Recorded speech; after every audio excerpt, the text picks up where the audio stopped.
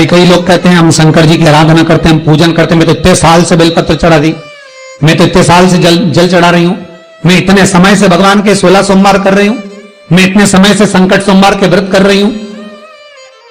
भगवान नहीं सुन रहे तो उसमें भगवान की गलती नहीं है, गलती तुम्हारी है।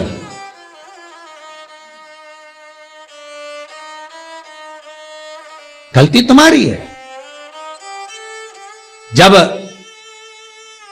10 दिशाओं को भगवान शंकर ने बांटा और शंकर भगवान ने 10 दिशाओं को बांटा तो 10 दिशाओं का आधिपत्य बनाया है कि कौन सी दिशा में कौन सा देवता इसका आधिपत्य रखेगा, कौन से देवता यहां पर निवास करेंगे, किसका आधिपत्य इस दिशा में होगा। पूरब, पश्चिम, उत्तर, दक्षिण, ये चारों दिशा सामने आकर खड़ी हो गई भगवान शंकर के सामने। वहीं पर उत्तर जो दिशा थी वो खड़ी होकर दक्षिण दिशा की ओर हंसने लगी और उत्तर दिशा ने जैसे ही ठिठोली करी, शब्दों के बाण कहना दक्षिण को चालू करे, इतने में भगवान शंकर जो मध्य थे सामने, जिस शिव की आराधना दक्षिण दिशा कर रही थी, जिसके स्वामी है यमराज,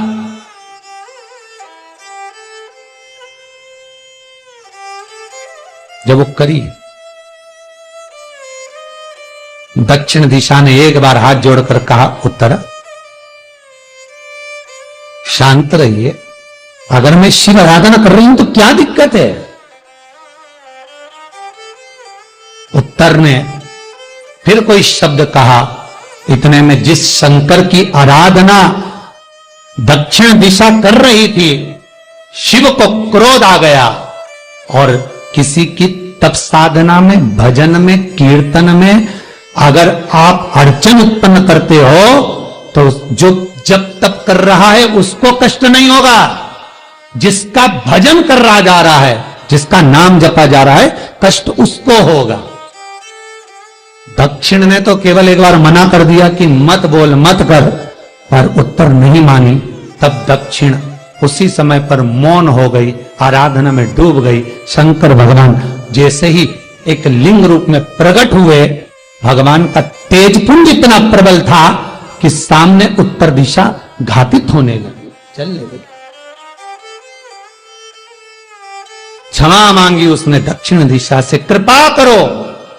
तब दक्षिण ने जल का पात्र लेकर शंकर के शिवलिंग पर चढ़ाया, वो जल उत्तर की ओर गया।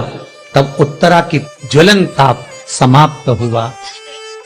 माता दक्षिण दिशा ने वर मांग लिया शंकर जी से, भोलेनाथ आपने मेरी आज कामना पूर्ण करी, मेरी सखी को बचा दिया, कृपा करिए।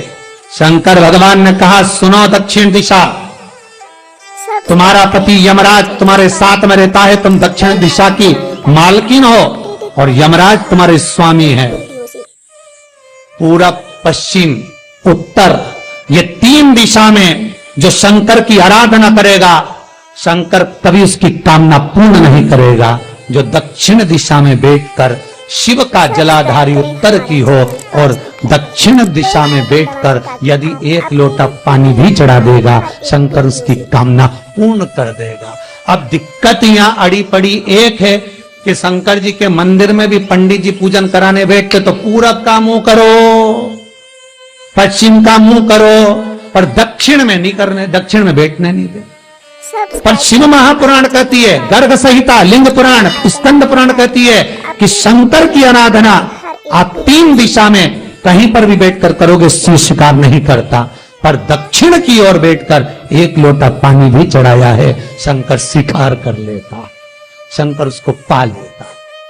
अब दिक्कत यह है कि कई लोग कहते हैं हम तो पूजन करते, भगवान नहीं सुनता, तो दिशा देख ले पहले कौन सी बैठी थी। इतने दिनों से किस दिशा में मुंह रखकर पानी चढ़ाया वो बता हमको पहले। शंकर जी ने नहीं सुना, थोड़ा बड़ा ही आवाज, गला गड़बड़ हो रहा। अगर शिव जी ने नहीं सुना आपका तो क्यों नहीं सुना, कारण क्या है वो तो जानो पहले कि क्या कारण है। पानी चढ़ा रहे हो, मंदिर में बहुत भीड़ है, इधर खड़ी हो गई, उधर खड़ी हो गई, इधर खड़े हो गए, इधर खड़े हो गए। तो जो शास्त्र में दिशा कही गई है, शास्त्र में जो वर्णन किया गया है कि उत्तर की ओर भगवान का अगर जल जा रहा है तो दक्षिण की ओर बैठकर एक लोटा पानी भी चढ़ाया है। शंकर उसे स्वीकार कर लिया, शंकर ने स्वीकार। भगवान उसको, शास्त्र कहता है जहां शिव पंचायत हो,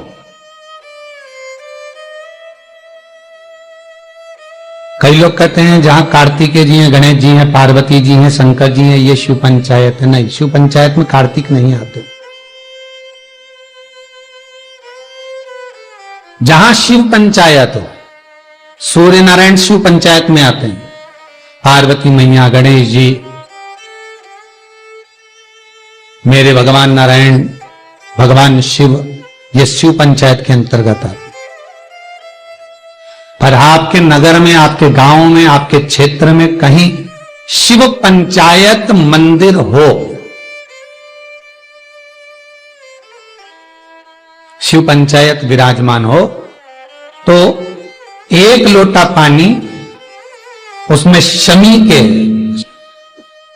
इसके जो पत्ते होते हैं शमी के पौधे के, तो ये शमी के 21, 11 या 31, आपको ज्यादा प्रॉब्लम है तो 31 पौधे शमी के,